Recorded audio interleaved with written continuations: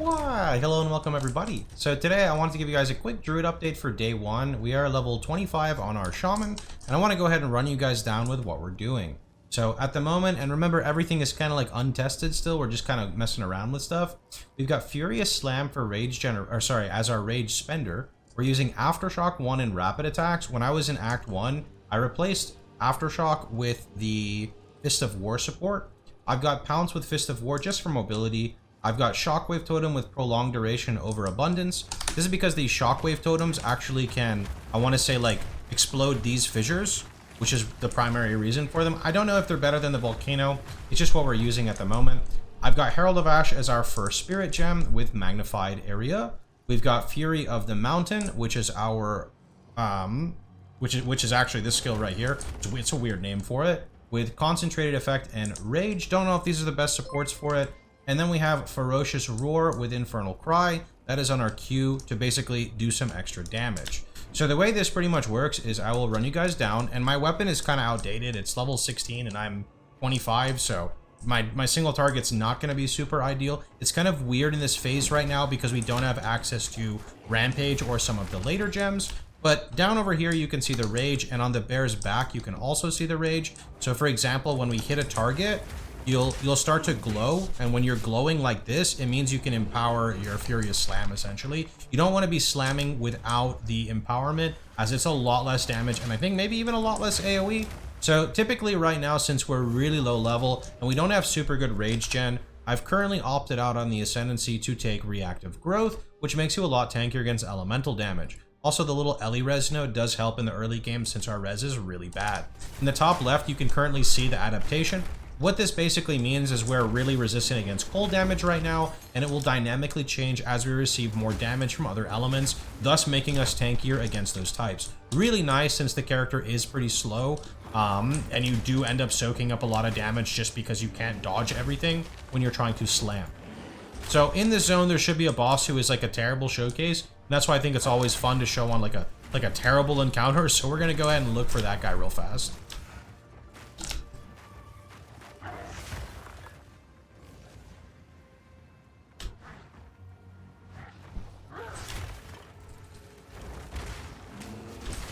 That's an example of a non-empowered slam. It was really, really weak compared to, like, say for example, this one here.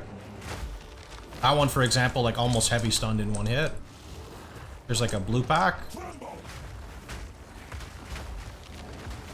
What's nice is as you slam on the fissures, you're going to get rage back. So when you place down your Fury of the Mountain, you're actually going to start sustaining rage as you're slamming, which kind of just makes it into a slam build.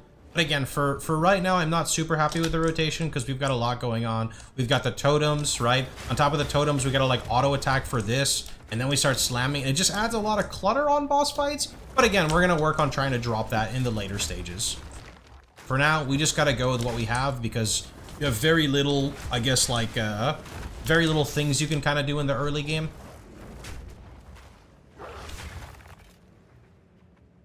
I'm not ready yet.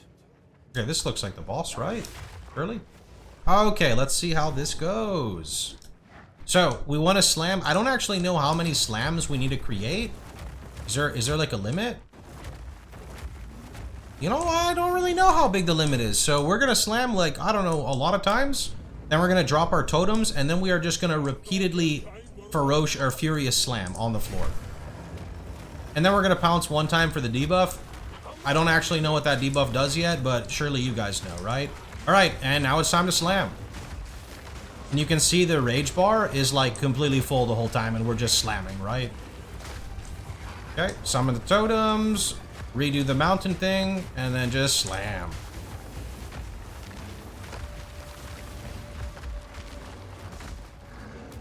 Okay, same thing. Reset these. Somehow, wait, all the fissures just like went away for some reason. That's weird.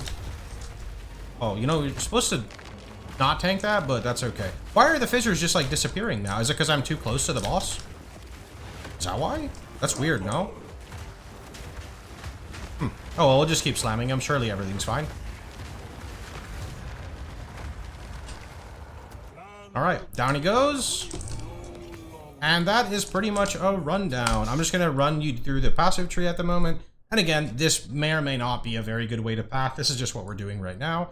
So started with the increased damage, moving into Guardian of the Wilds. Make sure you're not using a brutality support because of this, even though it's recommended. I grabbed some AoE, and I grabbed Bastion of the Forest, mainly because I need the int, because int does help a lot for Druid, and we're going to want to stack the armor applies to Ellie, although it might be a little too early to grab it. I went up and swung down for Primal Spirit.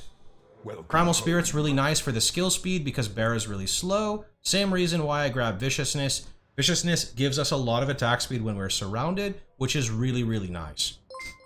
Moving up, I just grabbed this little damage node. Eventually we'll grab Bestial Rage, but not right now. I basically beeline to Zealot's Oath, and now I'm going to be grabbing the nodes up here, more specifically Hide of the Bear, the Shifted Armor, and the Molten Claw. I think the armor applies to elemental damage is going to be really nice in conjunction with the adaptation, so that's what we're kind of aiming for. And Zealot's Oath basically gives us an energy shield buffer while our life is full, because you're not really going to trigger recharge when you're just face tanking. Anyway, that's pretty much about it. I'll update you guys further, and once Mobalytics has support, I'll be posting this on Mobalytics as well. Take care, thanks for watching, hope you guys are enjoying launch.